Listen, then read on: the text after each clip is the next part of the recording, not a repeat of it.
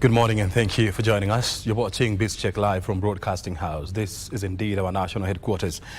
And this morning, we're going big on budget. And of course, we'll be breaking down the numbers for you. What the Cabinet Secretary for National Treasury said, the interpretation, and of course, what was not said. We're going to look at all those scenarios. Plus, we'll be focusing on the crisis that is unfolding in the Middle East. Oh yeah. You know the Israel and the Iranian conflict, which is threatening the global order in terms of supply of oil because of the Strait of Hormuz, which is a critical artery in the global oil supply chain. We'll be looking at all the scenarios and how this is likely to impact the cost of oil and the cost of production here in Kenya and of course in Africa. I told you my name is O'Brien Kimani and you're watching BizCheck. Our reporters are on the ground and of course tracking all the happenings. And of course, we're also keeping an eye on what's happening in Karen. The cabinet retreat is taking place right there. And of course, we shall be communicating to you the resolutions of the highest decision-making body in the country. If you just want to chat with us, our X handle is at KBC Channel 1, at O'Brien Kimani is my Twitter handle. And of course, let's keep talking and discussing the issues that we are facing as a nation.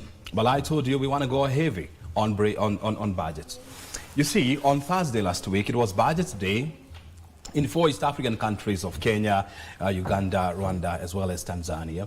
And Kenya, of course, I mean, being the economic as well as military and political heavyweight, you know, it's unveiled a budget of about 4.2 trillion Kenya shillings, which is going, this is the government's expenditure plan for the next financial year, that is, we're talking about 2025, 2026. And of course, those numbers, you know, are startling as always. I'm joined by two gentlemen who are going to help us in breaking down those numbers and, of course, breathing some sense into those numbers. And I'm talking about Kenneth Kahora. He's a tax manager at PKF. He's on my extreme right. Kahora, thank you very much indeed for your time. Thank you for having me here. And in the middle, the man in the middle, as we always say, we have CPA Wycliffe Bichanga. He's a council member of ASPAC and, of course, a tax practitioner with Cliff and Company. He's also joining us this morning. Thank you very much indeed, Bichanga. Thank you, Brian. I just want to take you back to Thursday, and I want to start with Kahora. I mean, for those 2 hours and 20 minutes that you know, the Treasury CS, John Bundy, you know, went through reading those speeches on budget. What was jaw-dropping moment for you? Very good. Thank you for having me this morning. I think what we can see from the budget 25-26, the government is really playing a very tough balancing act here, between trying to mobilize revenue and at the same time trying to bridge the deficit. At the same time, we see government has so many programs that it's trying to sort of implement, and that, of course, requires a lot of money. So from maybe my takeaway from this was maybe we look at the sectors that were actually sort of got the benefit. We're looking at education sector, though there is still a bit more room to improve. We saw there is going to be money for the fertilizer subsidy program. So basically it is a very tough balancing act, considering where we are coming from. We are seeing the revenue authority really trying to meet their targets for the year. And with this deficit sort of creates a very heavy pressure on the government in terms of trying to, which programs do you prioritize and which ones do you sort of shelve for a later date? Yeah. I want to hear this from you, and this is where I want you to help people understand. I mean, for all, you know, since February when the budget policy statement, you know, came out, I mean, all along we've been knowing how much the government is planned to spend in the coming financial year. And of course, when the estimates were tabled in Parliament, sometimes in April, I mean, so we could see this is what was going to education, this was what's going to security, agriculture, and all these. So what was happening on Thursday? Because all along, I mean, we knew the budget. You walk in the street, you could hear people talking about 4.2 trillion shillings. This going to education, this going to security. So what was the minister doing on Thursday? Yeah, so from what we're seeing, he was basically giving the budget policy. As you're saying, the draft was actually issued earlier in the year, and basically trying to show what priorities the government is going to focus on, and sort of trying to see of what the money we collect or whatever we are going to borrow, where are we going to really put it into place. And I think the interesting thing, it came the backdrop of there having been some issues and some protests. So we are seeing sort of the two things culminating. We're seeing the government, by having a look at the finance bill 2025, they actually don't expect to raise so much additional revenue. I think the estimates by the planning committee, the finance and planning committee for the National Assembly, we're talking about raising about 24 billion shillings. So you can see, in terms of trying to raise more taxes, the government has sort of moved away from that, and it's just trying to sort of create a very good tax policy environment where they're able to maybe access more information. I think you've been hearing the issues of e-teams and the likes. So I think at the end of the day, the cabinet secretary, he did a good job, but given what the scenario that you're dealing with, we're talking about the high interest payments. It's really a very hard balancing act. Yeah. Yes, Bichanga, I mean, what would you describe as your jaw-dropping moment? Thank you, Brian. For me, and I totally agree with what my colleague has said, the minister really tried to balance it out, because you have a situation where you do not know, that you do not have a lot of leg room to increase revenue collection measures, but at the same time you've got expenditure, you've got programs that have got to run. So when I listened to the minister, and I think in his preamble, he actually did say that in this budget we've not increased the taxes. Then he went further to say, which something that I was very keen on, was on the issue of reducing the tax rates. He did say that he has been a proponent of reduction of the tax rates, and that they did a simulation of a reduction of the tax rates, but then when they looked at the reality in terms of what KRA has been able to collect, they then realized that it was not possible to do it now. Was that a political statement from where you stand? I want to believe him. I want to believe the CS. Because he has for sure been consistent, especially when he's in the opposition. He was consistent in terms but of now saying, things are different. In terms of saying we need to reduce. And I sort of agree with that mindset that the tax rates, high tax rates, do not necessarily mean high revenue collection. So when he says that he believes reduction of the tax rates may lead to higher revenue collection, I want to believe him. But until we actually see it happening, we may doubt, just like you are doing right now. But I'm keen, and I want to take that as a statement of intent rather than doubt him. I want to say that the intention is there, and I think we will be keen to see in the future what happens on that space. Of all the numbers, that he was juggling with, from 702 billion shillings for education to 47.7 billion shillings for Parliament. Which number moved you the most? To me, it's actually the number of about more than in excess of 900 billion that we'll have to borrow. To me, that is the number that struck me the highest, because you have debts of 11 trillion, you are then going to borrow 900 billion more. So we're looking at a debt level of about 12 billion. So to me, our debt position is the most worrying at this point in time.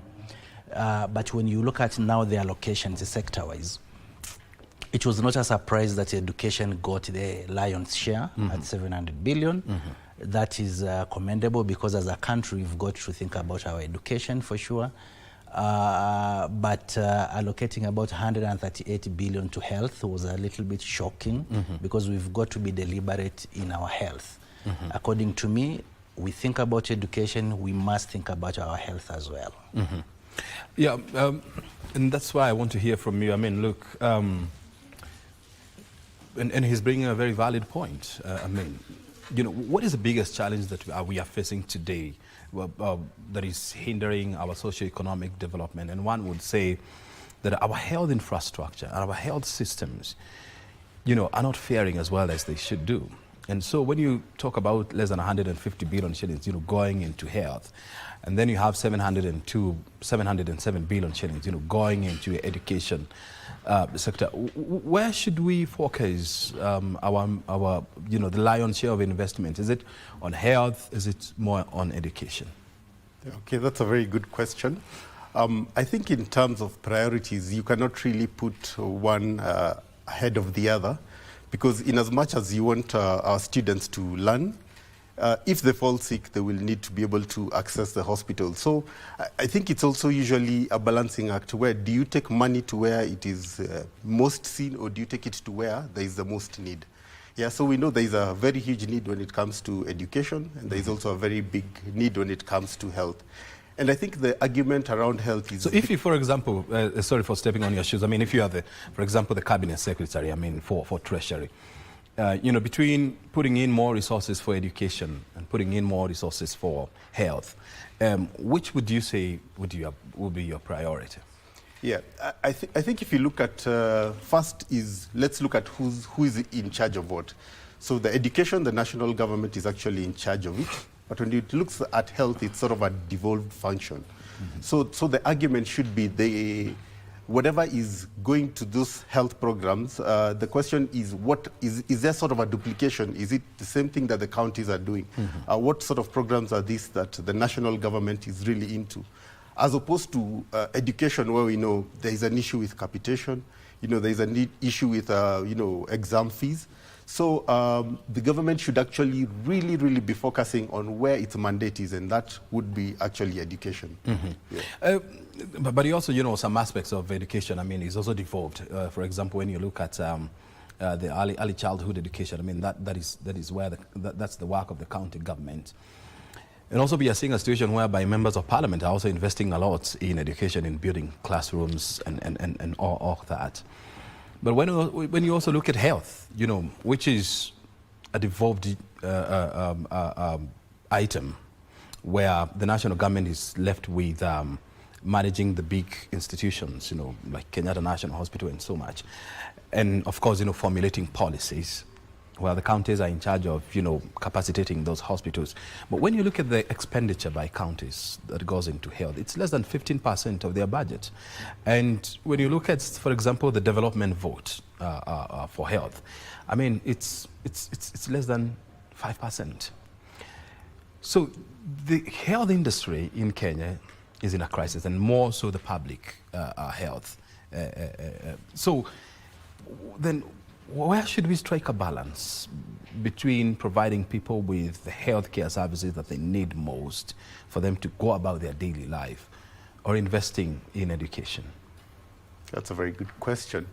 So I think in terms of priorities, it's a very, very difficult, because at the end of the buck, there is only so much that the government is able to collect in terms of tax revenue, mm-hmm. and whatever other appropriations in aid and the borrowing from domestic and foreign. Mm. So we are sort of dealing in a place where we have sort of a limited budget, and whatever we have, you can see that actually the biggest percentage of it was actually about over 700B was provided to education. Mm-hmm. And so you can see that it is actually a priority for the government, mm-hmm. but at the same time you cannot prioritize one end, mm-hmm. at the expense of the other. So it's all about a balancing act.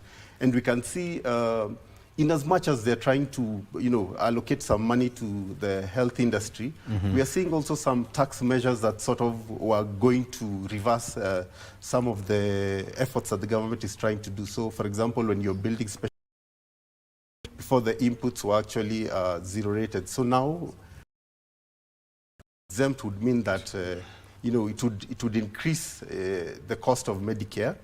And what this tries to explain, and we saw that the budget, the committee in charge of finance and national planning actually listening to some of those recommendations, mm-hmm. and agreeing to some of these. You see, like the incentives of the reduced tax rates, we've seen that some of them have actually, they're recommending deleting some of the provisions in the finance bill. Mm-hmm. So we are seeing that there is a focus on health, but the tax policy does not really speak to the same intention of the government. I want to bring Bichanga on board on this issue, and I really want to hear from you. I mean, I still want to be to hang around the education allocation, and you know, the world is moving very fast, and we must appreciate that you know, technology is playing a big role in how things are done. When you walk around this country, you see so many classrooms that are under construction. You see a lot of money being directed towards, you know, building physical classrooms, you know, hiring teachers and so much. But that is not where the education is going. Education is moving away from the classroom, okay, from the four-walled classrooms that, you know, we were brought up in. It's going virtual.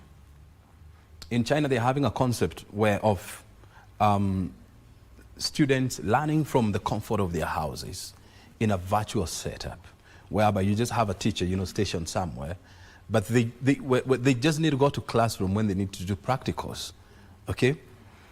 Are we really investing in the right places when it comes to education, our investment in education? Thank you. Very good question, which takes me back to matters of planning as a country. How do we sit and plan for the future? I think as a country, this is an area that we've not performed very well.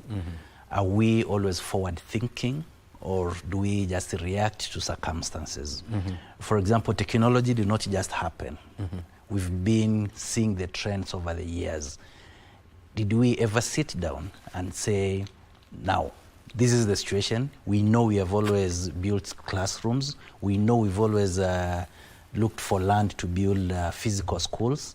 Are these schools really viable in the era that we are in, or even the era that we are getting to? I do not think that kind of discussion has happened. So what we've done is that live as usual. Then one day we'll just realize, you know what, it's no longer viable to do these classes. Then we'll probably now leave our buildings standing there as we move to the virtual era. So I just want to say, not just in education, but as a country, we hardly plan for the future. We hardly look what is going to happen and what is even coming.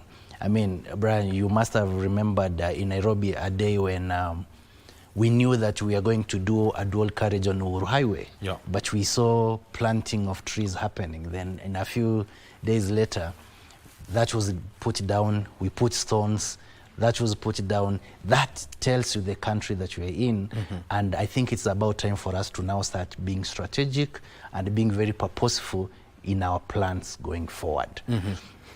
And going back to the education sector, you remember even the CBC issue that we now have. It just got us off guard and without proper planning. Now we must start thinking of 5-10 years to come. But even as we say that, I remember sometimes back when we came with Vision 2030, do we do our planning around that? We don't. So it is a little bit hard being forward thinking. So you will see that even in this budget, we're going to build more classes. You will see that even our own MPs will spend CDF, part of the CDF kitty, building more classes. And because building those more classes gives you mileage at the grassroots. So it's no longer about It's more of a political plans. statement. Absolutely. And that is our tragedy as a country, if you ask me. Look, for example, another issue is road, you know, the transport sector. 217 billion shillings, you know, going into the road infrastructure, expanding roads and recarpeting roads. But more interestingly, 300 million shillings for the Nairobi BRT. We've been talking about the BRT since 2009. That's the first time I covered a story about the BRT in Nairobi. And at that time, we were basing our arguments on what was going on in Bogota, Colombia. You know, the city of Bogota, was facing a major gridlock that threatened to stall movement in that city. And so the government of Colombia came up with a beautiful, well-done BRT system, which is a classical case. You know, it's quoted all over the world. And so Kenya wanted to follow in that footstep. but that was in 2009. We are in 2017, 2025. We're still talking about conceptualizing or a BRT system in Nairobi. We have allocated 300 million shillings. I want to take you to Addis Ababa, Ethiopia. They've managed to put up a beautiful light rail system that crisscrosses the city of Addis Ababa, reducing traffic by more than 55%.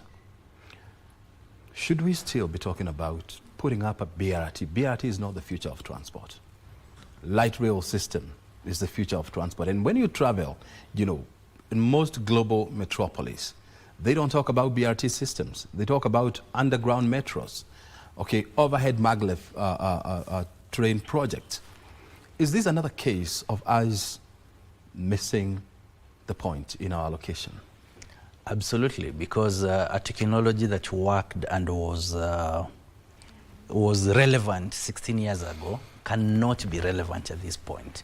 I agree that a rail system is the way to go. We've got to think about it as a country. And the best way to even think, because we've got to look at this thing wholesomely. Yeah. When you sort your transport system, you sort several other problems. Even the issue of affordable housing will be catered there. Are we able to have a train system that moves people from Nakuru to Nairobi in real time? Am I able to live in Eldoret and work in Nairobi? That, according to me, that will be a progressive way of thinking. Because then we'll no longer be talking about slums in Nairobi. Yeah. We'll no longer be talking about the water shortage in Nairobi. So that one act of sorting a transport system is likely to give us solutions in very many areas, including the health that you were talking about, and even schools. I want you to hold your thoughts on that, because we'll be coming back. Because you're bringing in a very interesting concept, of living outside the city but still working inside the city. If you're just joining us, we're having a what you'd call a cool conversation with two gentlemen who are very well versed with matters tax, and we are looking critically at the 2025-2026 budget, which was the speech was read on Thursday last week, and so we are following in their footsteps and of course asking ourselves some tough questions. This only happens on Biz Check right here on KBC. I just want to take you to the Safari Park Hotel, where our reporter Alan is on standby. What's happening there? You have architects and quantity surveyors. They are meeting there. He's about to give us an update on what's happening and who we are expecting there and what we are expecting them to say. Alan Aoko, it's great to see you. What do you want us to know? Morning to you, O'Brien. Yes, you are correctly saying it. We are at a conference that has brought together quantity surveyors, architects, and most of the stakeholders in the built environment. In specificity, we are at the launch of the Architects Quantity Surveyors Registration Board, BORAX, conference, which is actually themed empowering the built environment professionals in Kenya. And this is where it gets interesting. This is through artificial intelligence.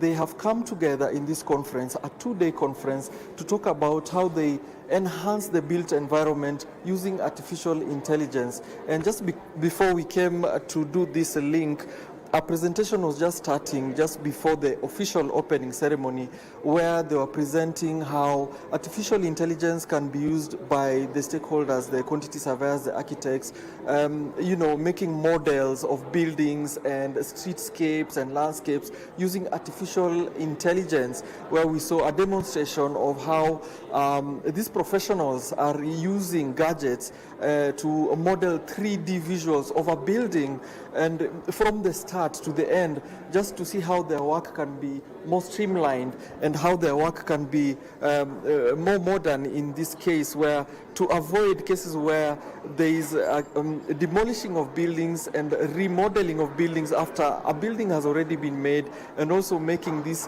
the issues of encroachment into the neighbor. So that is what is happening here. They're just convening here to talk about issues of streamlining the professions that they have using artificial intelligence. And you talked about who is expected here. And yes, we do expect the Cabinet Secretary for Roads and Infrastructure, Davis Chirchir to make his way here. He's not yet here yet. And we also expect the Principal Secretary, State Department for Public Works, Joel Arumanyang, as well, who is supposed to be here as well, and a few other stakeholders, like the president of the AAK, architect George Ndege, who will be here to officially launch this conference that is taking place today and tomorrow. And we are hoping to also catch up with them and also catch up and, you know, find out the status of where Kenya is and our cities. And when it comes to urban development, remember, we have issues of urban sprawl in our towns and cities where there is uncontrolled developments.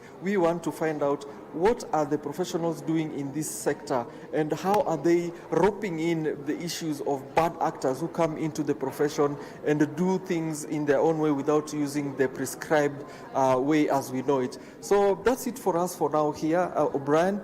But be sure that we will bring you the live link when the chief guest is also speaking just in moments to come. Back to you, O'Brien.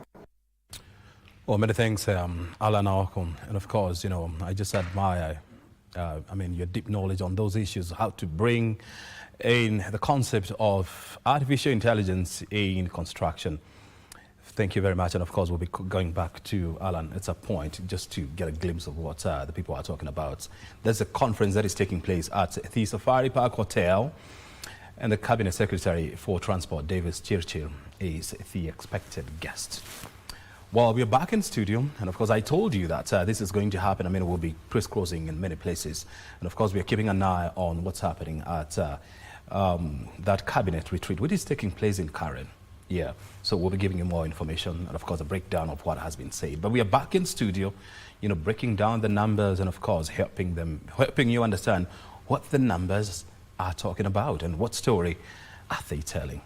Before we went for the break, I was asking Bichanga, transport sector in the allocation, 300 million shillings for Nairobi BRT. He brought in a very interesting concept. Why are we still concentrating our transport sector within Nairobi? Why don't we think about expanding? What stops people from living in Emali but working in Nairobi? Or what do you need to do? You just need to put up an express train that comes to Nairobi, bring people every day here and of course take them outside the city. Why can't we work and live in Naivasha or Mai Mahiu or Muranga, for example? What stops people from doing that? You just need to put the right infrastructure in place. Please take it on, Bichanga. Yes, that is what I strongly believe, that let's look at transport, let's look at infrastructure as a way of solving all our problems. Mm-hmm. Okay, not all, but most of our problems. Mm-hmm. The challenges that this country has can be resolved by having a forward-thinking transport infrastructure. Mm-hmm. Let's stop thinking about just Nairobi. Mm-hmm. Let's see how do we integrate this country. How do we make it easier for us to move goods and people from one part of the country to the other? How do we enhance productivity of our citizens? I think when we start thinking that way, we'll be getting solutions for this country. Mm-hmm. Because you look at the amount of time that people spend on the road. You look at the amount of money that is lost because of traffic. Mm-hmm. All that, once we unlock that, we shall have increased our GDP because we shall have increased our production. Mm-hmm. The idea of the BRT, I think it is it's not viable. Mm-hmm. Because we're just talking about the rapid system within Nairobi. Mm-hmm. But what I'm trying to say is we must think beyond Nairobi. And again, once you do the BRT within Nairobi, you still have your other problems. You still have your housing problems in Nairobi. You still have your water problems in Nairobi. So in one bullet, we can actually resolve all these issues. And I am hoping that we'll now get to that level where we think progressively, we think future. We rather say in 5 years, this is what we're going to do. Mm-hmm. We need to have a proper plan. Probably not something that can just be discussed in one budget, in 1 year's budget, but it has to be a comprehensive plan for maybe 3 years and say progressively this is what we're going to achieve. But I've not seen intentions to actually do this from any quarter. Kahora, I also want to hear this from you. Every year we allocate budgets to roads, you know, this much goes to these, this much goes to these. Do we ever sit down and ask ourselves, I mean, what is the impact of our investment in roads in our socio-economic development? Because when you look at the last 10 years, you know, the government has invested more than 1.8 trillion shillings in the road infrastructure. But what is the impact of this on the socio-economic development of Kenya? Do we invest strategically? Okay, for example, when we decide to invest in a certain road, do we have any strategic reasoning why we need to invest in this road, and what are the expected returns? Do you see that happening? Yeah, that's a very good question. I think if you look at it from, there's usually a cost-benefit analysis that is done by I think it should be the cabinet secretary in charge of the roads. And basically before they actually set up a road, they have to do the cost-benefit in terms of what is there right now. And in terms of if we were to set up another structure here, what are the sort of cost savings? Is it going to be in terms of fuel? Is it going to be, as you're saying, easier to move goods and people? Is it going to actually lead to a reduction in terms of what people are paying to move from point one to point B? But if you look at it in the context of what has been allocated in terms of Kenya, if you dig deeper and see what actually is allocated to roads, you'll find that about 85, should be between 80 and 85% actually goes to repairing the roads and rehabilitating the roads that are there. So it leaves about 15% for development of new roads. And that's why you see there is not much traction when it comes to that. And I think the government has realized that, well, it's actually very difficult trying to raise funds for some of these projects. And we can see there is actually a strong focus to move to public-private partnerships, such that we have investors who come, they finance it, they operate it, and then after a period of time is when they transfer to the government. So in terms of trying to bridge the development gap, I think they're looking at the private-public partnerships to sort of bridge in that gap. Yeah. For example, when you look at such a critical artery like the Nairobi, the Mau Summit, the Bironi Mau Summit, it's one of the busiest roads in this side of Africa.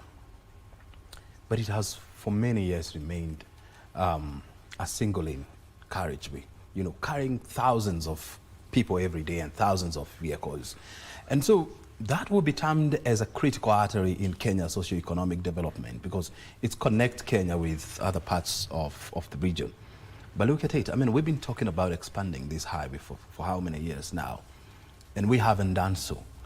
And so that's why I was asking, and maybe you may want to weigh in on this, Bichanga.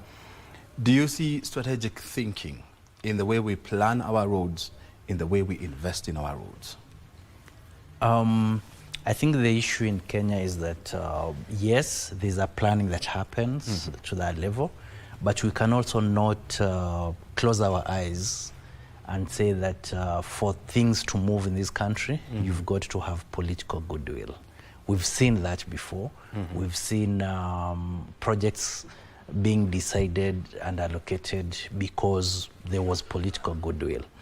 So the Mau Summit road to Nairobi is critical. I mean, I remember, I think it was on Easter holiday, and people were stuck all the way to Nakuru on the road. It happens like almost every weekend. Exactly. So you will then think that what you're talking about in terms of being strategic and saying, okay, fine, this one affects most of our people, we need to move. But we also have to ask ourselves what happened of the SGR. There was expansion. There was talk of expanding the SGR to Busia, I think, or Malaba. We must ask ourselves what happened to that as well. We've not had any talk about that at all. So it has, maybe it doesn't just have to be the road. There are many options of transporting people. We've got to think about this strategically. But at this point, I'm not convinced that we've been very intentional in terms of looking at areas that we are able to achieve the best results. At times, there are other considerations, unfortunately. Yeah, and you see, when you look at the road that we are talking about, the Mau Summit, the Bironi Mau Summit, know what I mean? Look at the areas in terms of tourism, okay? It has the capacity to open up tourism in that region, you know, in a big way. Naivasha, for example, you know, has the capacity to become a major MICE center if that road was expanded. But today you don't want to go to Naivasha because you're not very sure what time you're going to get there and if you're going to come back the day you intend to because of congestion along that highway. Look at Lake Nakuru National Park. It's also a very beautiful and a strategic national park where infrastructure to get to that point, you know, should be first class, among many other areas of interest. And that's why now I want to get into tourism. First of all, tourism being trumped together with sports, heritage and culture. For me, I mean, it should be a no. I mean, tourism should be a standalone a concept on its own or allocation on its own. 6 billion shillings to this critical industry. We've been talking about increasing the number of arrivals in this country to 5 million by the year 2027. I mean, it's a long shot, definitely. But with this kind of allocations, is it really possible for us to achieve that number? And are we investing the much needed resources in this industry, which brings in massive resources in terms of foreign exchange? Yeah, I think that's a very good question. In fact, when you bring the story of Naivasha, I remember something like Safari Rally. And you can imagine the amount of foreign exchange it brings in terms of, and the global attention in terms of people knowing what Kenya is and what actually it has to offer. Mm-hmm. So yeah, those are some of the avenues you look at, and there is a lot more to do. If you look at the sector itself, even in terms of the tax proposals that they intend to make, they really do not favor the sector. But we see as the cabinets, actually the Committee for Finance and National Planning, they actually do listen to industry players. And we can see that there is sort of a middle ground in terms of them trying to spur investments in that sector. Mm-hmm. But I totally believe that there is a lot more to do. And considering Kenya is a hub, we're an East Africa hub, we have a lot of actually attractions in the country. So this is a place that the government can actually mobilize, put more additional funding in terms of trying to get the much needed exchange rates. And of course with them coming, there is a lot of economic growth in terms of the hotels and people providing the services to the tourists. Mm-hmm. Yeah. Bichanga, what do you feel? I feel that it is, again, just going back to being intentional. Mm-hmm. Have we been intentional enough? Again, I still believe not. But I must say that most hotels in the country have recorded very good numbers post-COVID. Mm-hmm. And this has been attributed to the growth of the local tourists, mm-hmm. that Kenyans are now more intentional. I think there's a joke that on COVID, people realized that, oh, I could actually very easily go before I visit Masai Mara, for example. Mm-hmm. And Kenyans have now been out there visiting more. So as we encourage local tourists, let's not forget our traditional market, the foreign, because we have attractions in this country that you cannot find anywhere else. I think the country that comes closer is Tanzania.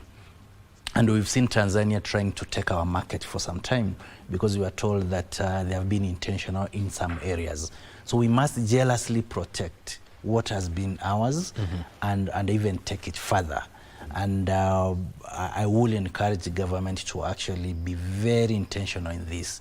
Let us be known what we've always been known of, mm-hmm. being the destination to go to globally. Mm-hmm. That way I think we're going to earn more, mm-hmm. in foreign exchange, but most importantly, we will be able to now secure jobs for our people locally, mm-hmm. because you look at the hotel industry, it employs quite a lot, but also when you look at the parks, all these, and also in terms of trade, because when we have for more people in Kenya, they're going to buy more because they're spending more. So we're able to achieve most of our aspirations by just encouraging that sector. Mm-hmm. So we must be very intentional on it. Mm-hmm. I want to give you an example of Egypt, for example. Egypt, this year, they are targeting last year, they had 15.7 million tourists, going to Egypt. So Egypt has two things to offer. It has the pyramids and the desert. Just that. And that's all. We don't have the pyramids, but we have national parks.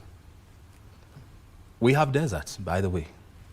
You go to Lamu, there's a desert just next to the ocean. We have, what's the name of the desert in Samburu and in Marsabit? God, I've forgotten the name. I mean, it's a beautiful desert. I've been there. But we don't talk about it. We're still stuck with the concept of tourists coming from wherever, boarding a flight, coming to Nairobi, landing at JKIA, taking a trip to Masai Mara or wherever, going to Mombasa to sunbathe. Tourism has gone beyond that, okay? We have some of the best shopping malls in Africa. You go to Westlands, you're surrounded by malls. You go to Karen, you go to any parts of this country, there are malls. We don't market Kenya as a shopping destination. We have some of the best hotels, in Africa. Some of the biggest conference centers, like, for example, Kenyatta International Convention Center, one of the oldest convention centers in Africa, by the way. But we really talk about Kenya, as a big product. Are we investing as much as we need to in this critical industry, which has the potential, by the way, to finance our budget if it is handled correctly, Kahora? Yep, you're actually very true. If you look at in terms of our global, where are we seen? Let me very good example of Rwanda. Rwanda, you see their shirts, Premier League. Yeah, so with that, it sort of reminds people every time that you can actually visit Rwanda and go see the baboons. And it's a small country. They pay for, and they pay ridiculous amounts to go visit. It's $1,000 to go and see the mountain gorillas. Yeah, and they're full. Yeah, so in terms of marketing, I think there's a lot that can be done, as you're saying. Some of those attractions, I think we saw a few years back, there were some sort of, I remember the story of the swimming lions. There have been some in Lamu. Yes, in Lamu. There have been some efforts, but I think they've not really translated to what is expected. And I think it needs to be a constant, investment, such that you will start to reap the benefits years after the actual investment. Yeah, 13B is not enough to do a lot of these things. It's not even enough. Yeah, I mean, when you consider the fact that a significant portion of that will go towards paying employees, the allowances and all that, then you are left with this very small budget to market this country. And I remember there was a board which used to be called the Brand Kenya Board, and I think it was doing a great job. I used to interact with them a lot. Packaging Kenya as a beautiful tourism, cruise, shopping destination. I mean, they used to do all that beautiful work. And I like the fact that you're quoting Rwanda. Rwanda is a very small country, compared to Kenya, but they are punching above their weight. You see them on screen when EPL is on. You go to Paris, you see big billboards, welcome to Rwanda, okay? You go to those metropolis, you don't see anything like that for Kenya. And yet we have some of the most beautiful sceneries in the world. You go to West Pokot, beautiful, beautiful rolling hills and mountains. You go to the Rift Valley, I mean, amazing wonder you get to see there. And so if Bichanga, you are the Cabinet Secretary for National Treasury, what would you do in that front? Thank you for your prayers, Brian. It will happen someday. Well, if you feel the bill, I mean, why not? So I agree. We've got, again, what we were saying, we've got to be intentional. Mm-hmm. We've got to think and plan well. I think, just like I said earlier, our planning is always short term. We've got to sit and say, on the tourism front, what do we need to do? Mm-hmm. Have a plan of 3-5 years. Mm-hmm. This is what we're going to do. Let's have a plan. Let's move there. Mm-hmm. Just like you've said, Rwanda, I attended a conference in their conference facility, and I was being told that next week we have this conference, the week after we have this conference, the week after. That is Kigali Convention exactly. Center. It is this, after that, after that, after that. You have to book 5 months in advance for you to get a slot. Just imagine. So in Kenya, what are we doing? But I'm happy what is coming up on Bomas of Kenya. We really hope it will get to that level. We really hope we are going to market it well. So going back to when I become CS. And we also hope Mombasa is also going to come up.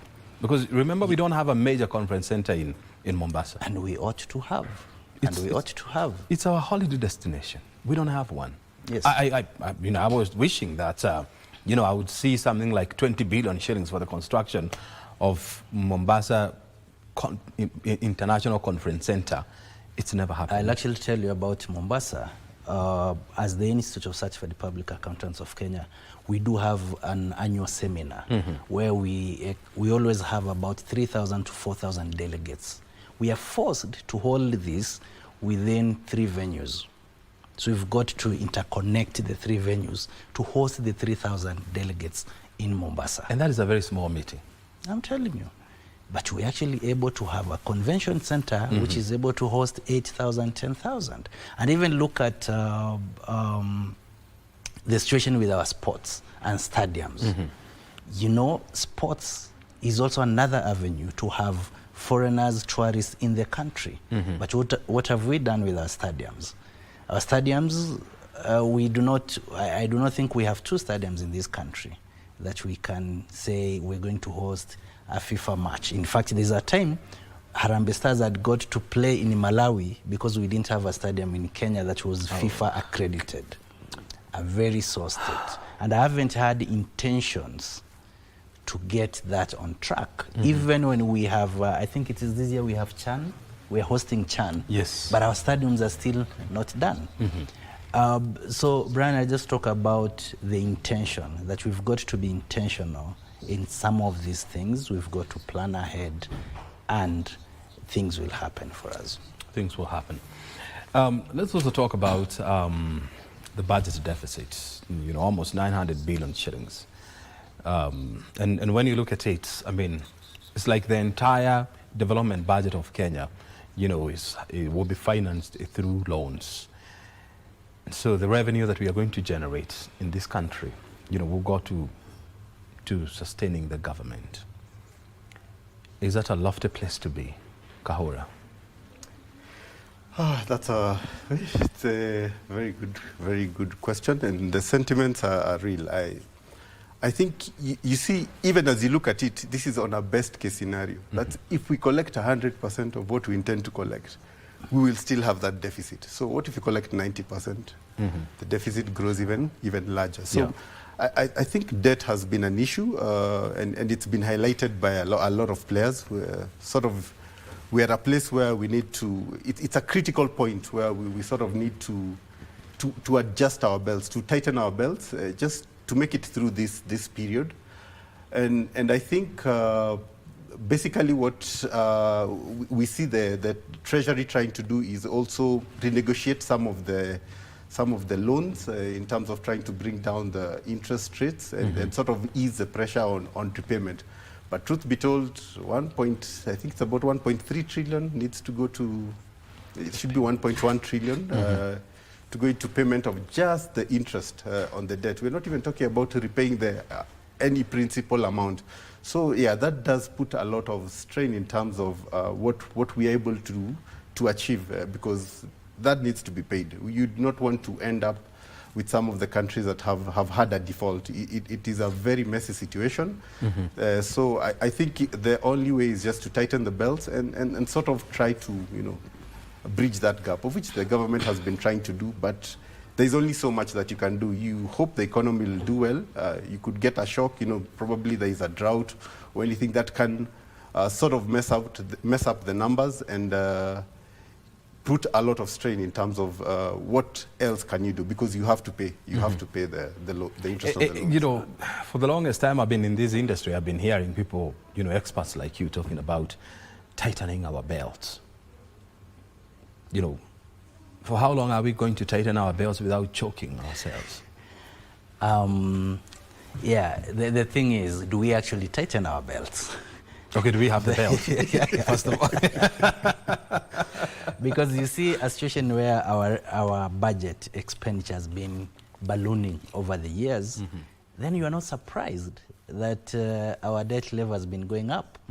I remember we had I think in June 2020, our debt situation was 6.6 trillion. Now, March 2025, we're talking of 11.36 trillion. Despite our belt tightening measures. Yeah, so that tells you... Hold on there. Hold on there. I want you to hold on to that thought. It's deep, okay? Because we want to go to Western Kenya, Kakamega, where the Ethics and Anti-Corruption Commission is holding a regional workshop for security officers in Kakamega. And the regional director, Eric Gumbi, is now on the podium. Let's listen to what he's talking about. One that was grabbed 3 weeks ago. Those of you who may have followed the news in relation to that one, you notice that members of the public came out complaining that land that is adjacent, actually opposite, land opposite the county assembly belonging to the Kenya Railways, initially hosted businesses belonging to several traders. Then they were evicted on the basis that it is government land. But 3 weeks ago, somebody has fenced off that land, and the EACC has already taken over the matter for investigation. The other matter that we have commenced investigations on recently is Busia airstrip, after receiving a report that the Busia airstrip, as it then was, has been subdivided into 163 plots,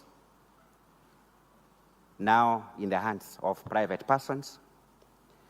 In the same Busia, we have also restricted Amoni Market, which is also in private hands, and we are already in court. In Busia also, a public official has grabbed a government house and went to court to be declared the owner. That is another challenge where people grab public land, they get title deeds, and then they proceed to go to court to be declared owners, or even to evict those government officers already occupying the land. In the counties, the situation is different. A grabber comes, colludes with the officials within the county government. They agree that the grabber goes to court to sue the county. And then officers in the county agree not to defend the case, so that somehow there will be a judgment in favor of the grabber. Or while the proceedings are in court, we are with the attorneys in the counties where they are advising their county governments to do ADR. Let us negotiate and just pay. And you are paying for land that already belongs to the county. That is what happened to Kibuya Market in Kisumu. Kibuya Market hosting over 5,000 traders daily. The county government was about to enter into ADR to negotiate and pay because somebody has title for Kibuya Market, but we are in court over the same. So what we are saying is that government institutions, and in particular national government officers, have a responsibility in assisting EACC to prevent grabbing of public property. In fact, the government land that is in the hands of private persons can be utilized in a very big way to support the affordable housing project, because there are towns where the government is looking for land that can be used for that project. It is ironical to see many people occupying those pieces of land, and the EACC will continue to recover and return the same to the public. So my call to you, my appeal to you as county commissioners, county commanders, is to assist EACC by identifying those properties and communicating to EACC so that we can be able to take action. EACC may not be able to know everything, we may not be able to know what is happening where, but it cannot be explained why you would find a senior government official living or having a residence in a particular area, and then you have a neighbor who is a private person who owns the land next to your official residence in an area that is generally known, even by the most ignorant person, that it is an area set aside for government housing. So assist us in that area. And finally, we are also urging county commanders to also support EACC when it comes to enforcement of the requirement for the appearance of officers. Many are the times that some of the officers are engaged with the commission in matters under investigation. So where people are requested to avail themselves either to write statements, it is important that... Well, that is Eric Gumbi, the EACC Director for the Western Region, of course, addressing members of the security team in that region. And of course, the conversation is around how to deal with corruption and how to, of course, report cases of corruption. We are back in studio. We continue to have our conversation around budget that was presented by the Cabinet Secretary for the National Treasury, John Bundy, on Thursday last week. And of course, now looking at those numbers critically and asking ourselves, some very hard question. The executive retreat is happening at the KCB Leadership Center in Karen. We are keeping an eye on that, and of course, we shall be communicating to you or relaying to you the deliberations coming out of that critical meeting. Well, I am in the company of two gentlemen who have been very gracious in sharing with us, some critical insight, and I'm talking about CPA Wycliffe Bichanga, who is a tax consultant with Cleve & Company, and of course Kenneth Kahora, who is a tax manager at PK. Before we went for that break to listen to EACC, you were saying something. You may continue. I was talking about the debt situation. So I did say that in June 2020, our debt level was 6.6 trillion. June 2022, we were at 8.5 trillion. A year later, that is June 2023, we were at 10.2 trillion. And March this year, we were at 11.36 trillion. So that tells you how our debt levels have been escalating over the years. And what is very consistent there is that over the years, we've always had a budget deficit. And that is why we're always forced to borrow. Now, the question that we've been asking, is it not possible to actually curb our expenditure? Is it possible to do what we call zero-based budgeting? We open our budgets, look at the various activities, because it's possible that in those budgets we have budgeted corruption. And that's the B word that we must be very bold enough to talk about. So is it possible? Corruption. Yes, is it possible to open our budgets, look at the various activities and ask ourselves, what is the impact of this activity? Do we need it? Don't we need it?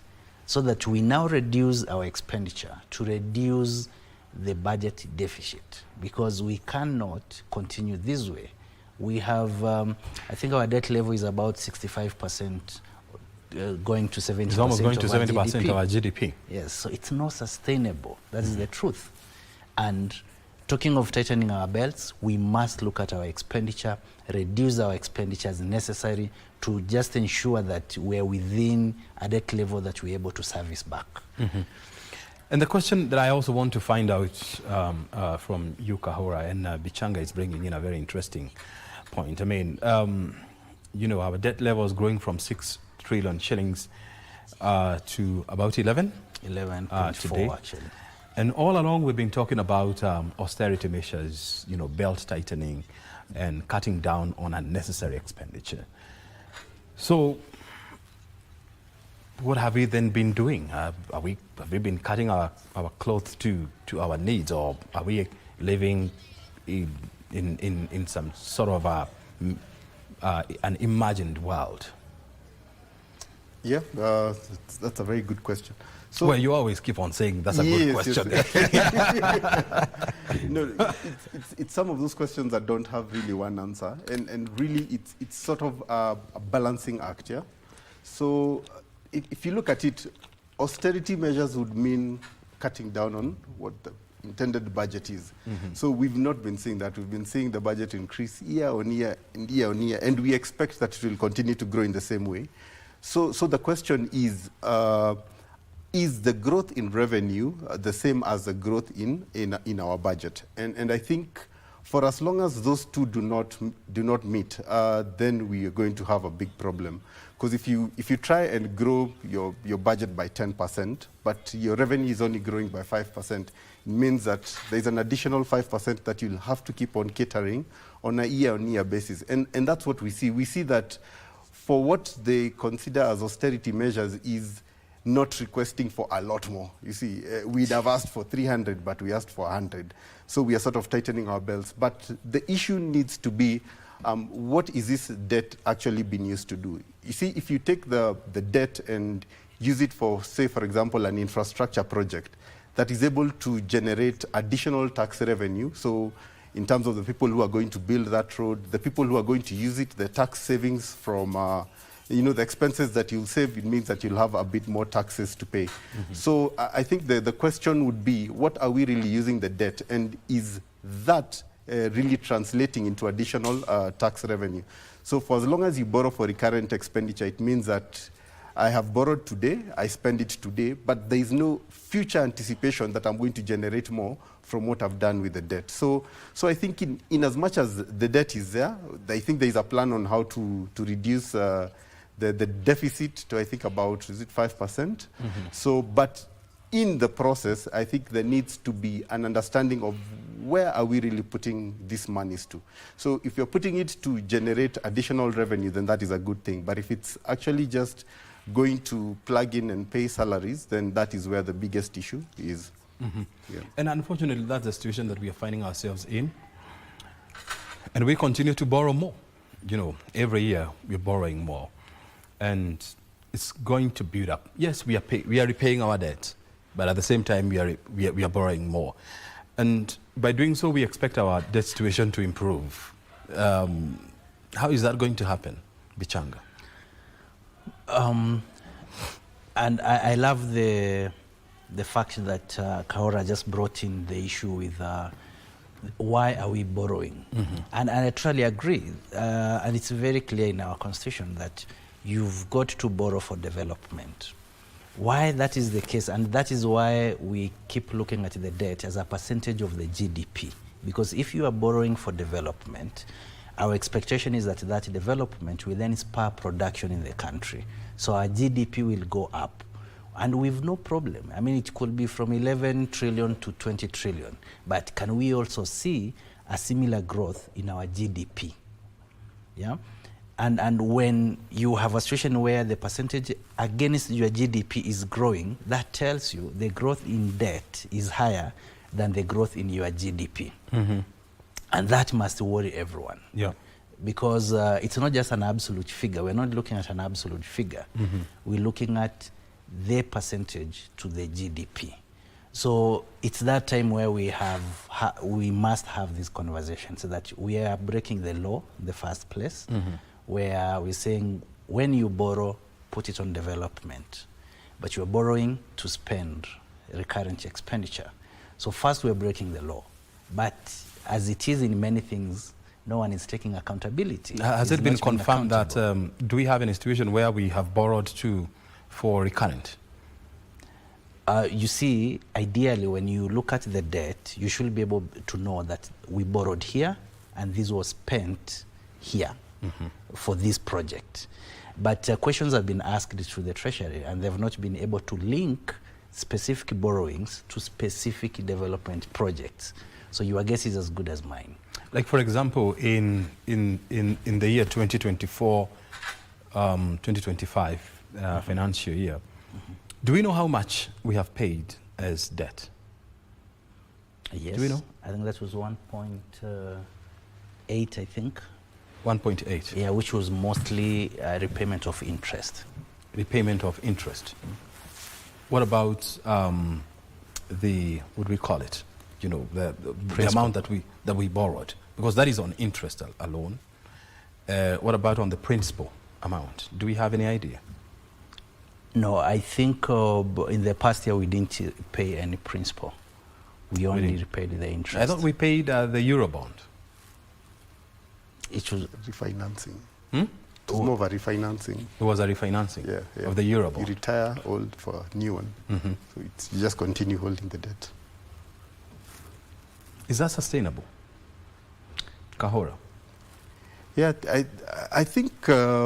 whereby you're taking money from this to repay this so that you can also borrow to repay this. So aren't you likely to end up in a cycle of, you know, some sort of a, you know, square peg in a hole? It is. If I can give you an example, I think the interest rate on the retired was about 6 point, can't remember the exact figure, but they negotiated it to about 9.5. So you're actually paying more interest on the new loan. And remember, it is still foreign denominated, so it still has the foreign exchange risks still on it. So it is what it is actually. So we just have to find a way out of the debt situation that we are in. In terms of sustainability, you see, if you're borrowing sort of to give incentives to private sector, then it means that you're really incentivizing the businesses with the hope that they're going to grow, and in the future they're going to bring, you start getting the fruits at that point. But we don't see that with our debt. We don't even know what this debt was used for, so that we can even be able to track and say, okay, out of this, we know that there was this amount, and this is what it was actually able to generate, and vice versa. Yeah. Yes, Bichanga, you want to say something? Yes, I just want to say that the debt situation is worrying everyone. And as a country, I think it is that time that we must be very clear that our borrowings affect us. Our borrowings need to speak to our future growth as a country. And I love the conversation we had earlier where we spoke about having development projects being backed by the private sector through the PPE model. So we must seriously think about this, because we must have development, but it's time to think about that the PPP model so that we now have private sector running some of these big projects. So maybe that way we'll be able to see now production, because the infrastructure will be working for us and no money shall have been spent by government. So the private sector will recover their money, but the economic growth shall have been spurred. So we must be, again, intentional in going back to that model and making it work. And of course, we have seen this model working with the Nairobi Expressway. It has worked perfectly. The government wants to try the same with the Rironi Mau Summit highway, and we hope that that project is launched soon, so that it can alleviate, you know, the challenges of motorists plying that route. Because we have to come to the close of this conversation, so what do you expect to see in the financial year 2025-26? How do you expect the economy to behave? And I want to give each one of you a minute to respond to that. And of course, I want you to tie it with what is happening in West Asia, you know, where now there is a full-blown war between Iran and Israel, which is likely to affect oil production and, of course, impact prices. We start with Kahora. Okay. So I'll probably take us back to the period 2019-2020 when we had COVID.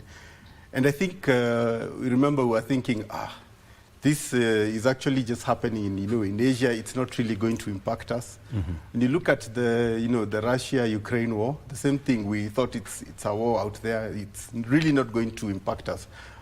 But the truth be told is we don't live in a vacuum. So anything that happens out there does have an impact on what really happens here. So with some of the things we are seeing, the escalation of the war in the Middle East, and some of these tariffs that we are seeing the West actually sort of trying to negotiate their way, it actually creates some pressure in terms of the economy, and the economy, the world economy actually reacts to that. So we expect whenever things go that way, they could actually slow down the world economies. And if you slow down the world economy, then we are not going to be spared either. So I think what we expect it's really going to be a tough year trying to make ends meet.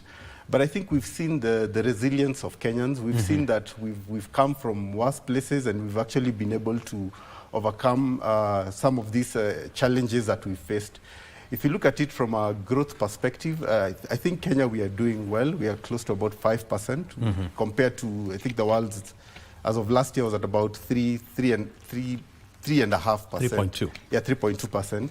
So we are saying we are actually doing okay, but it doesn't mean we're out of the woods. I think we just need to continue making sure that we incentivize the right sectors so that they can bring in the economic change that we need to propel us to a first world economy eventually. Yeah. Yes. My expectation in the next year, especially as a tax practitioner, my expectation is that KRA is going to tighten the noose more, because you see we have an expectation of 2.7 trillion in ordinary revenue, and yet the best we've ever collected is 2.4. Yeah. And to also remember that the Finance Bill 2025 is only expected to bring in about 26 billion. So that tells you, using the current tax laws, KRA is expected to try and widen the bracket. We expected them to be more aggressive in the coming year, because they know that they've got to achieve 2.7 trillion. So that will be an expectation. What I also expect to happen, because if you see that last year we had the Gen Z demonstrations on the finance bill, we don't see those indications now. But my expectation is that in this coming year, we're going to see people shifting their attention to the expenditure of this budget that is before us. Yeah. That is my expectation, that we're going to see closer scrutiny on how government spends our money. Very good. Gentlemen, we have to put a full stop on this conversation for today. Of course, it's an evolving conversation, and of course, expect our calls in the future so that you can come and we can break it down further. Your time is highly appreciated. Thank you very much. We've been breaking down the budget figures for you and talking to Kenneth Kahura, tax manager at PKF, as well as CPA Wycliffe Bichanga, who is a tax consultant with Cliff & Company, joining us this morning on BizCheck. I'm seeing time is coming up to 11 minutes past 12 o'clock. Our next conversation is coming up, and this is about upscaling young people here in Kenya and Africa and getting them ready for the future. This conversation is coming up next. I'm O'Brien Kimani.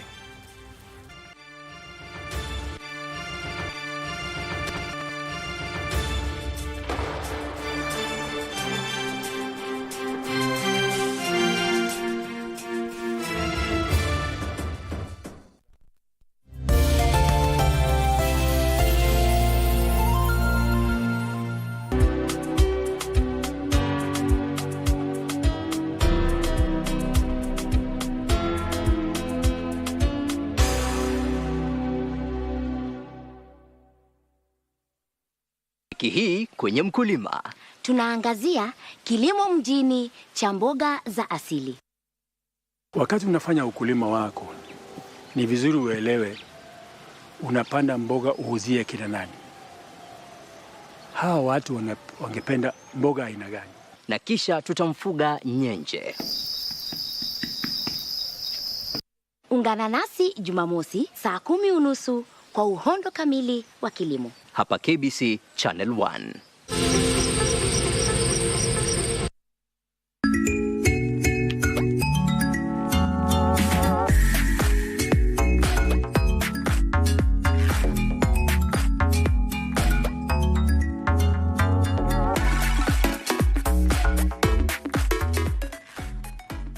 They say the earth without art would just be get it? We circumnavigate the globe and traverse the local scene to bring you art and culture at their very best. From fine art, culinary art, performing arts, and even cultural events, you name it, and we have got you covered. My name is Kevin Kasioki, and I will be serving you this and much, much more each and every Friday at 8 p.m. only on KBC Channel 1. Siwezi kukubali. Wizara moja kuwa na mawaziri wawili. Si mimi Subira. Vile ninavyopata hiyo fununu ni kwamba ni kweli waoa. Ataenda wapi? Acheza, alioa. Alisafari, alioa. Alicheza na Amina lakini si mimi Subira. Kuna chungu cha viazi tamu hapa. Nina mengi sana lakini siwezi kukwambia. Kiko wapi? Ndio hiki. Yaani wewe, nataka mtu akiwa hapa kwangu atulie akae hapa, si mtu kutangatanga kwenda. Unataka nishinde hapa nikifanya nini? Tutakuwa sambamba mimi na yeye. Kama yeye ajua huu na mimi naye najua huu. Mwambie ukweli wako. Yaani msijadala pia waunga mkono maneno. Itakuwa ndio mwisho. Mwisho. Ulikuwa uende hospitalini nibadili nia. Mbona kumwacha mwenzako kukungoja?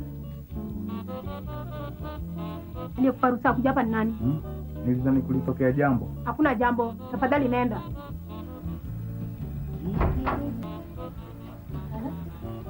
Mtaka nini msichana? Kana ulikuwa unaenda wapi? Kwani ulikuwa unatakaje? Jirani yake ameniambia. Jirani? Wewe unasema mimi ni mwongo? Mama. Kwani mimi mamako? I'm gonna pray. I'm gonna pray.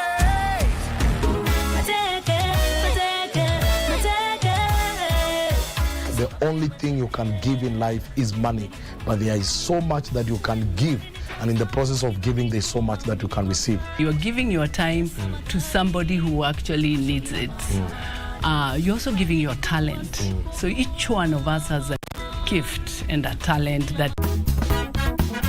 Do we really know what we are using on our skin to get that glow? Do we fully understand the risks and the benefits, both short and long term, when it comes to these products and practices? You look at your diet. What am I taking that is going to boost the skin? You want to take a lot of proteins because with stretch marks, it's the same collagen that has gone low.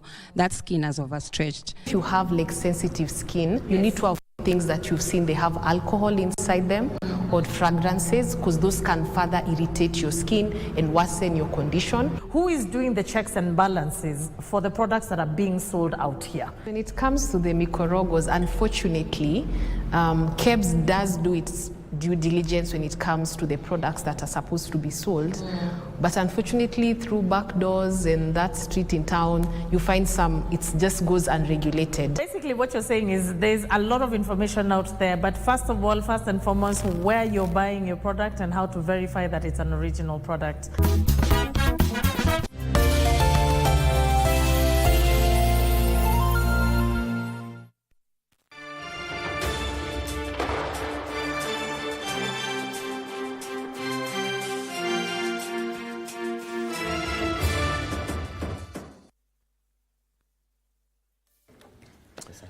Welcome back to the second hour of Biz Check. I mean, the first hour is down. A great conversation on budget breakdown, the numbers, the stories they are telling, and of course, the stories they should be telling. That's a conversation that has just ended. But now, if you're joining us now, we just want to discuss something very interesting that is impacting the whole of Africa and the rest of the world. Digital technology. It's evolving very fast. And Africa, where 70% of the population is below the ages of 30. It has what we call the population divide, okay, or dividends, rather. And it has the capacity to power the rest of the world, because when you look at the rest of the world, the population is aging, more so in Europe and in the northern parts of America. There is a population that is aging very fast. But in Africa, the population is getting younger and younger. And so Africa is the future workforce and the future brains of technology in the world. And so the question is, what do we need to do to position or to reposition Africa as a premier destination for tech workforce, for innovators, and of course for financial companies. Well, that's the conversation that we're going to have here. Isaac Kega is a Powerland Project Academy principal, or he's the principal of this academy, which is targeting to train about 1 million young people and equipping them with digital skills by the year 2030. So far, they have managed to do about 30,000. They've been around since 2022. And so you can see that the demand is going to be monumental. Isaac, thank you very much indeed for joining us this morning. Thank you, Brian. Talking to you, I mean, one gets a feeling of a person who is very passionate about digital issues and, of course, upskilling in young people. Tell us more about that. Okay, thank you, Brian. First of all, my name is Isaac Kega Mwangi, head of academy or principal at Powerland Project. And also in conjunction to that, I'm also a lecturer at Jomo Kenyatta University of Agriculture and Technology, particularly undertaking AI and machine learning modules. So yes, I'm passionate about tech and also about mentoring the youth within Kenya and also the African context. And that's where the initiative of Powerland Project came into being. From 2022, we started off.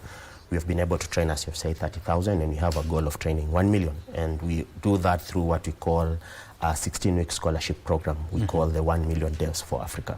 So it's not only an initiative for Kenya alone, but also for Africa.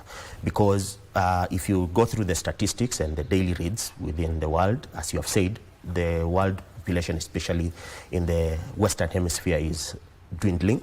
And for Africa, the majority are the youth.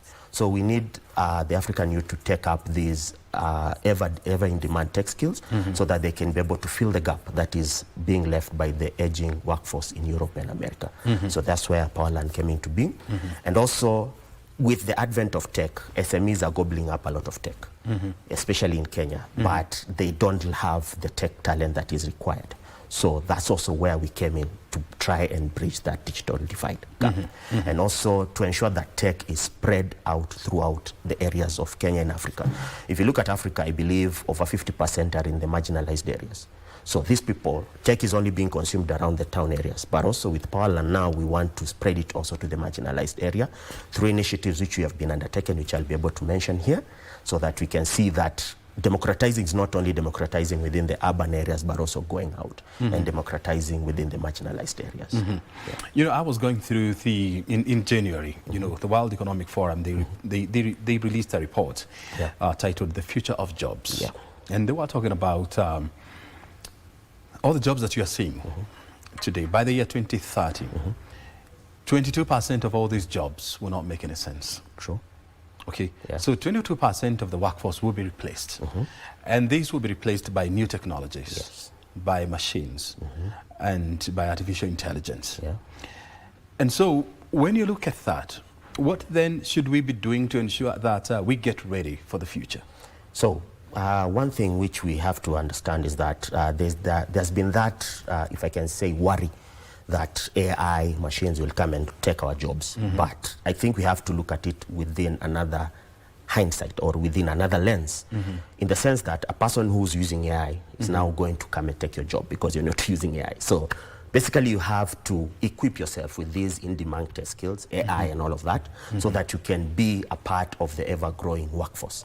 So one thing which you have to do is basically be in the right mind, take up the skills, position yourself quite ready to be able to take up these roles, and then be able to apply for the roles when they come up. And the reality on the ground is, yes, AI is here, but we're seeing new roles coming up. We need roles for AI experts, AI builders, machine learning engineers. So where are we going to get that?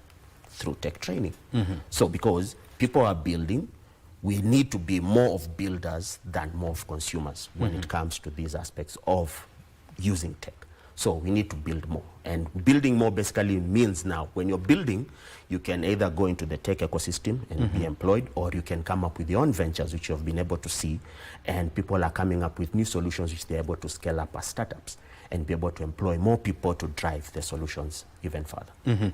You are a lecturer at Jomo Kenyatta University of Technology, of Science and Technology.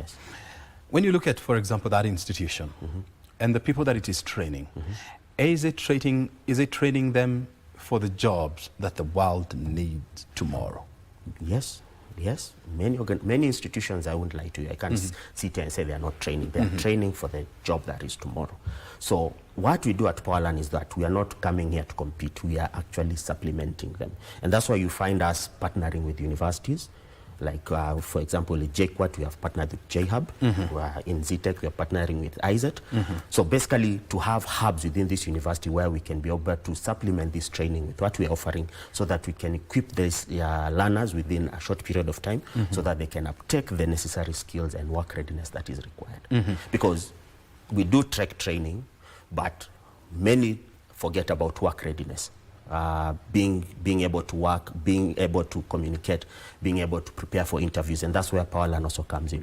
We have a work readiness program, which we ensure that once these learners go through the tech training, they are able to go forward and be able to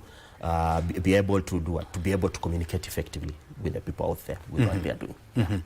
And so when you do a quick analysis of the current Kenyan labor market or job market, what gaps are you seeing and how can they be addressed? So there are many gaps that we are seeing. First of all, infrastructure developers, that's a gap that needs to be filled in. Cloud developers and implementers, that's also another gap that needs to be filled in. Basically aligning, as I say, the work readiness, like the communication skill aspect and preparing people for job readiness. That's also another gap that needs to be filled. So if you look at all these gaps that needs to be filled, tech is revolving all around them. So that's where we need to position ourselves as Kenya and even as people within Africa so that we can be able to uptake these roles when they come to us. Actually, they're not coming, they're already here. They're already here. They're already here. So we need to know how we can be able to skill ourselves quite quickly and uptake that role. When you look at Kenya, for example, and we're going through an overhaul of our educational system. We did away with 844. We started with CBC. Now we're doing CBE. The kind of education that the young people are getting now, and the young people I'm talking about, people who are joining, a school, even at kindergarten level, to primary school level, to high school level. Have we mastered the art of training them and getting them ready for the future world? And the future world today, nobody actually has an idea how it will look like. That is a very good question, Brian. First of all, last year I believe the government launched the National AI Strategy. And if you look at that strategy in-depthly, it has that plan to enroll AI. Actually, it is in April. It's in April. Actually, it was the National AI Strategy. National AI Strategy. It was in April for 5 years. For 5 years. So it's starting all the way from pre-primary all the way to university. So I believe the government has the right course of action to do, but does the government know? Is the government in the know how AI is going to look like in the next 5 years? I believe they have people within the government who are able to see, people technical like me when we advise them. Can you see? Do you know how AI will look like in 5 years from now? It will be very, if I'm honest, we are going into augmented reality. Augmented reality basically means is that, let's take for example, 2020 COVID came in, we had to work from home. That was one new venture which we had to look into. Augmented reality basically means is that now we shall be able to supplement all these things whereby if I'm going to shop, I don't have to go physically to that shop to shop for that product. I just put on my glasses and be able to pick up a product here and then be able to buy for it, and then it will be able to be provided to me. So you see, that's the kind of technology that we are going through when you're looking at tech as it's going up. If you look at health nowadays, we are having health diagnostic systems that can be able to scan you even and be able to pinpoint an issue with you, maybe cancer or anything. So you see that technology is going very fast and we have to be able to plan for it. So that's where we are at this particular juncture. And when I'm looking at it, I believe we need more, as I said, we need more of implementers than more of consumers. Let's look at ourselves, and when you interact with statistics, I mean, they tell you a story that gets you scared. I mean, you're talking about a country where 70% of the population is below the ages of 35. And you're talking about a generation where almost 85% of these people are jobless. Okay. And so, what do we need to do? Are we creating the wrong jobs, or are we training our young people with the wrong jobs in mind, or what is happening? Or is the market not ready to absorb the young people with the technology and the skills they're coming into the market with? I think that one we can be able to answer it in two folds. One, to be honest, I think most of the curriculum needs to be updated with what is happening out there. So that's one thing which you have to look at. When you're training a person, you have to train a person with what is happening out there in the industry. And that's where Powerland comes in, because we have, in conjunction with partners, and they tell us, by the way, we need this tech. Like, for example, I told you about the lack of infrastructure developers. There's a deficit of around 30,000. So the partner comes and tells us, by the way, we need infrastructure developers, cloud infrastructure developers. We have a quick turnaround of developing that curriculum, training those people and shipping them out to the partners who need them. So basically it's aligning what the industry needs and what is being trained, so that you can have that ready pipeline with all of that. Second thing, I believe, is all about mindset shift. Like, I believe right now, if you look at the revolutions that we have had, if I remember the revolutions of history, when you're talking about the agrarian, I think it was the metallic or something, those revolutions which we are talking about, the agrarian, there's the iron ore, now we're in the AI revolution. So we have to position ourselves within, we are able to change the system that they don't perish, but they adopt what is happening with the real world. And that's how ecosystem, education, system, merging together in one agenda. The trainer, what you'd call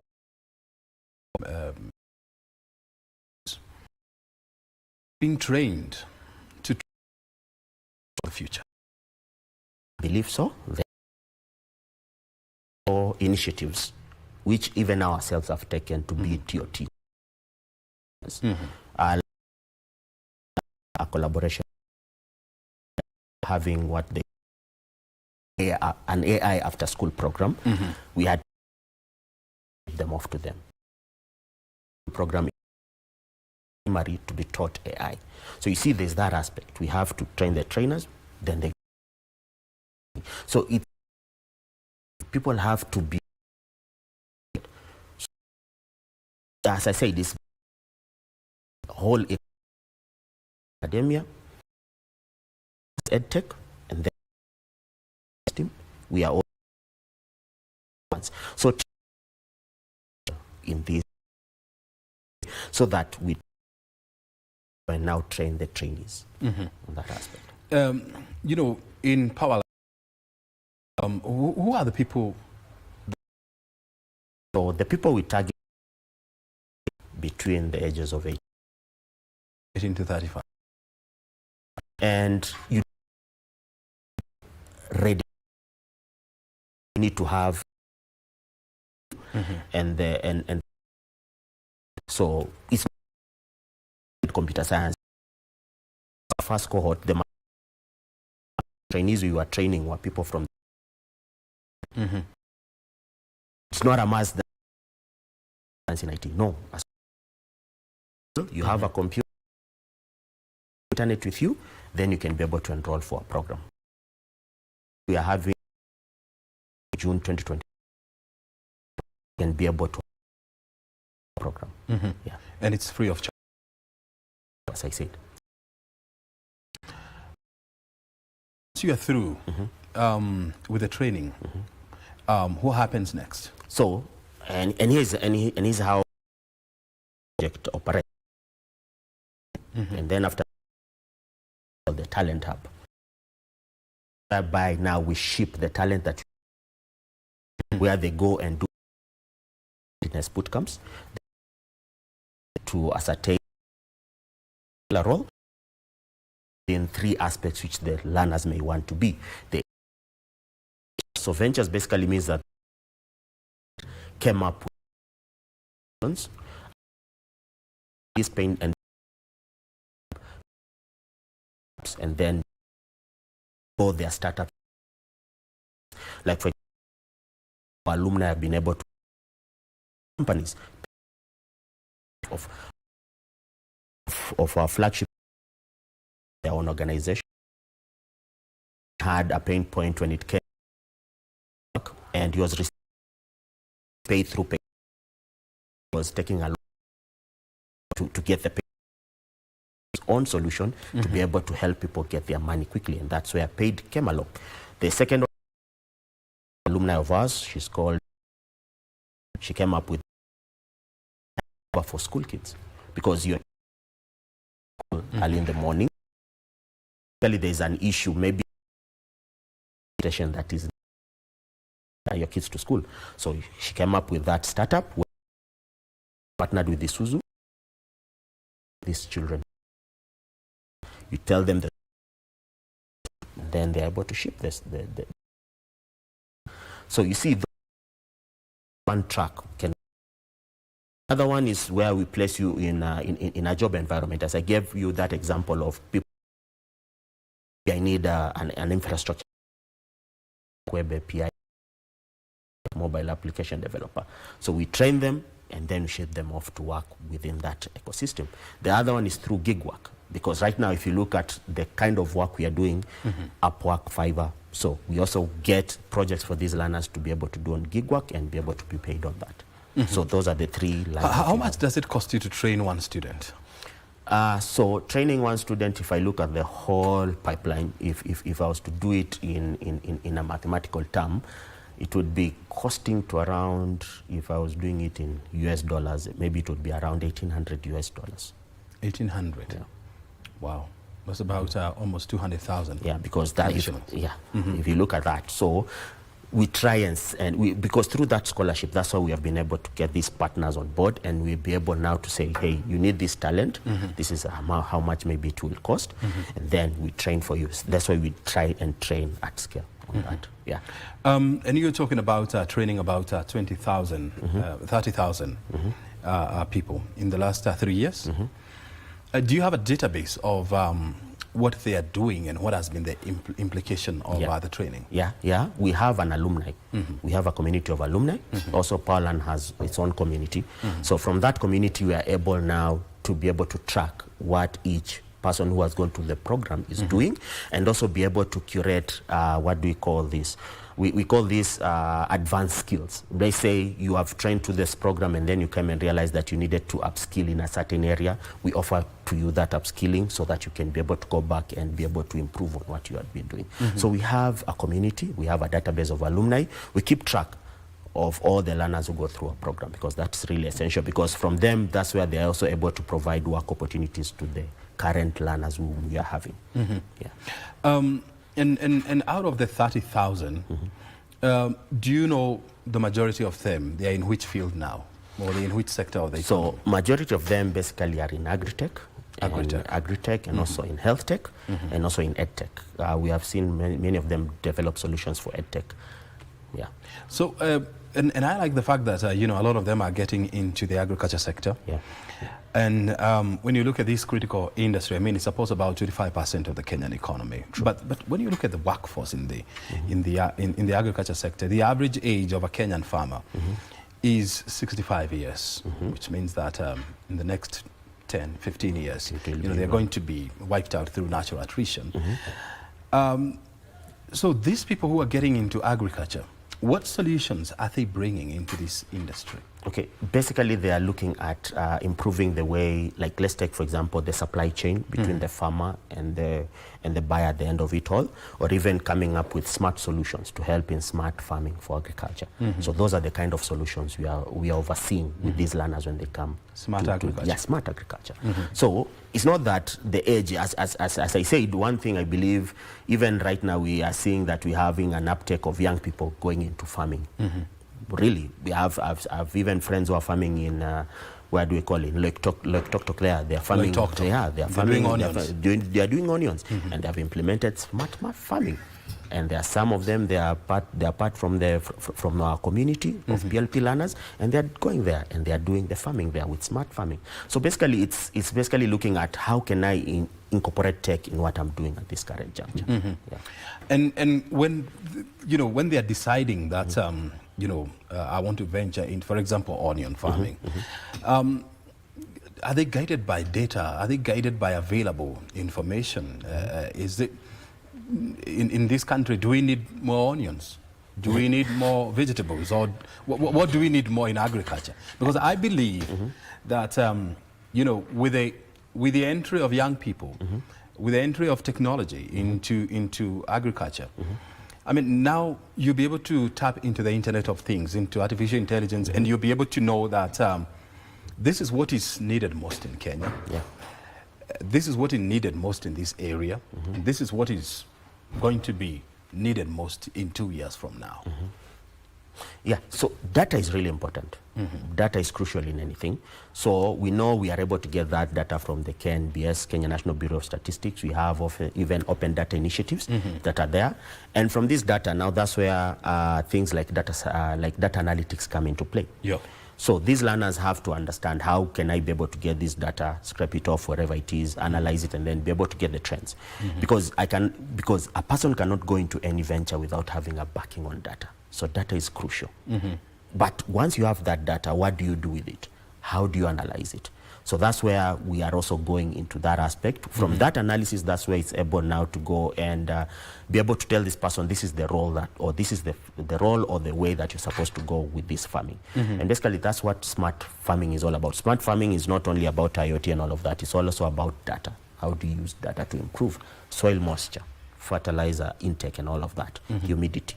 So you have to understand, how do I put all that in a box and be able to analyze and use it for better production. Yeah.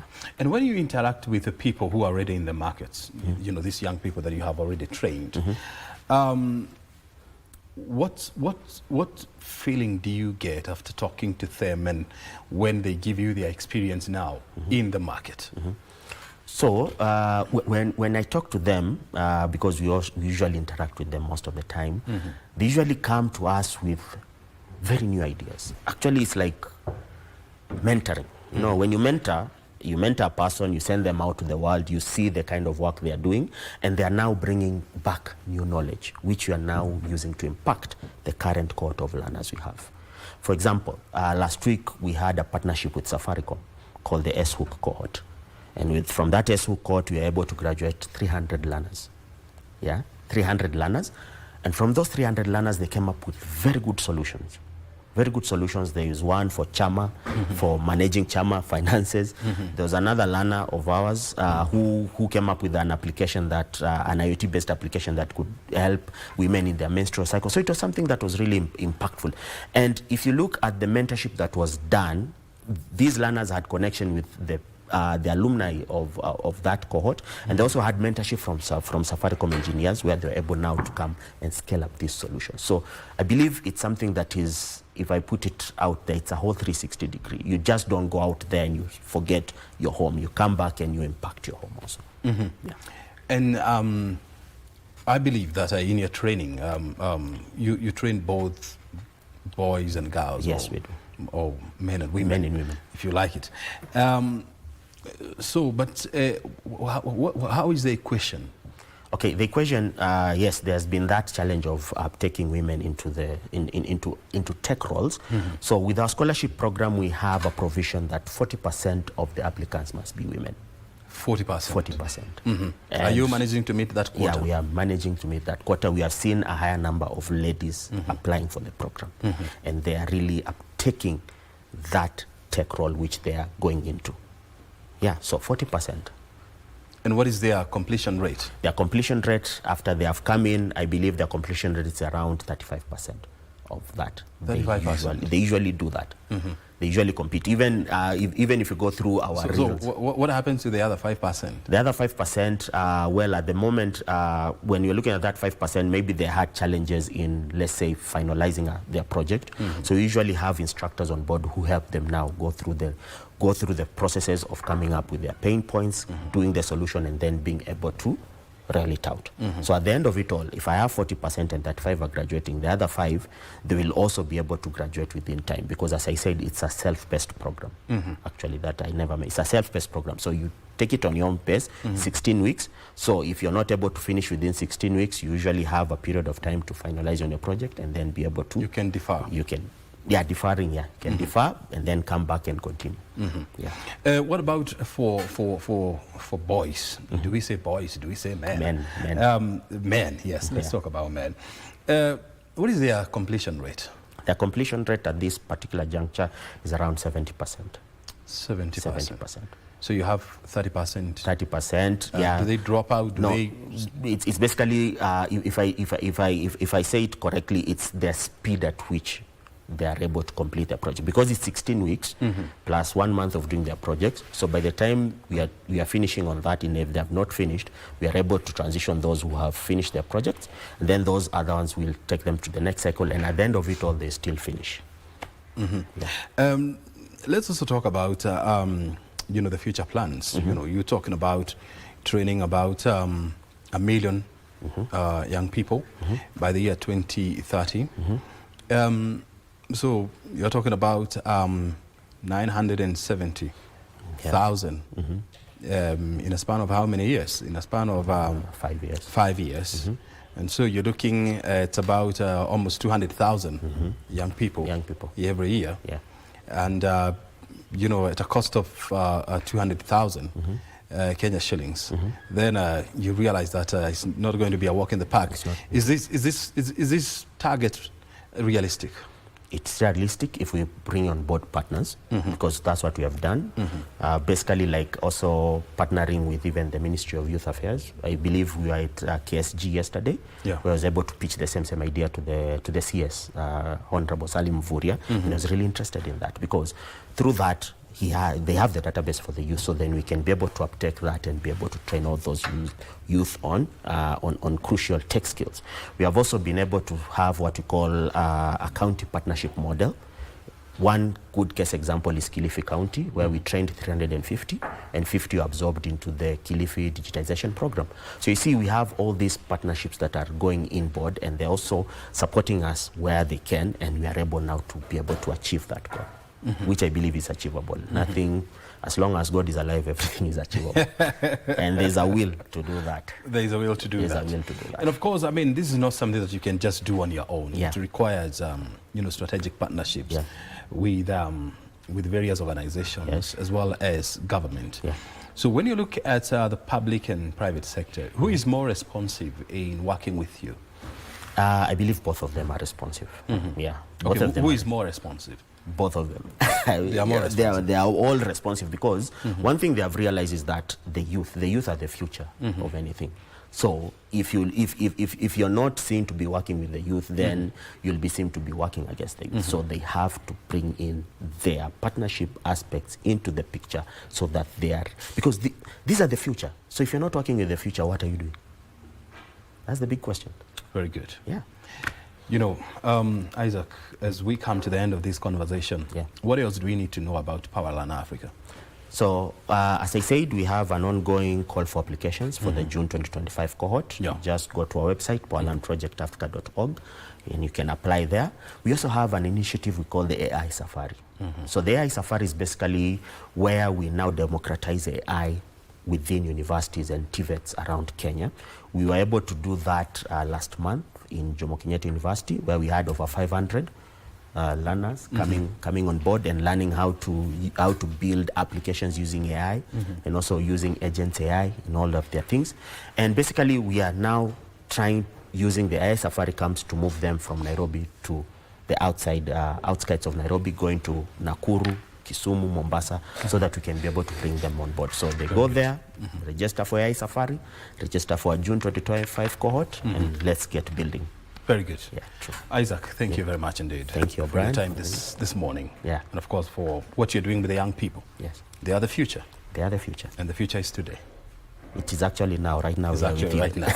Very good. Yeah. True. Well, thank you very much. I mean, Isaac is the principal. Isaac Kega is the principal at the Powerland Project Academy, and of course helping to upskill young people with the necessary technology to face today and of course to face tomorrow. As we have said, the young people are the future, and the future is now, is not tomorrow. Well, O'Brien, Kimani is my name. I mean, for the last 1.5 hours, almost 2 hours now, I mean, we've been here, oozing out wisdom and of course having some great conversations here conversations to build this nation, conversations to build you, and of course, conversations that are relevant to today and tomorrow. Well, we have Kurunzi coming up next with Kasichana Masha. My name is O'Brien Kimani. Thank you for watching this check. We do this again on Thursday next week. Until then, have a good afternoon.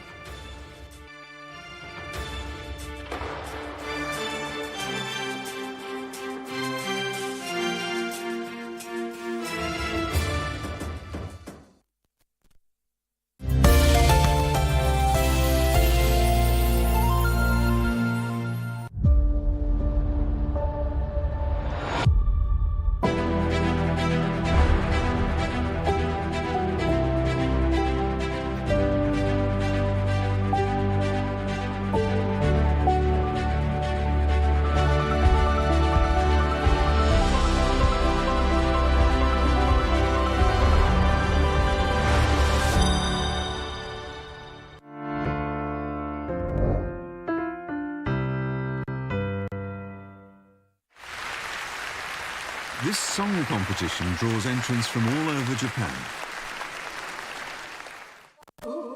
The songs they sing have been favourites among the common people throughout Japan's history. This folk style is known as minyo.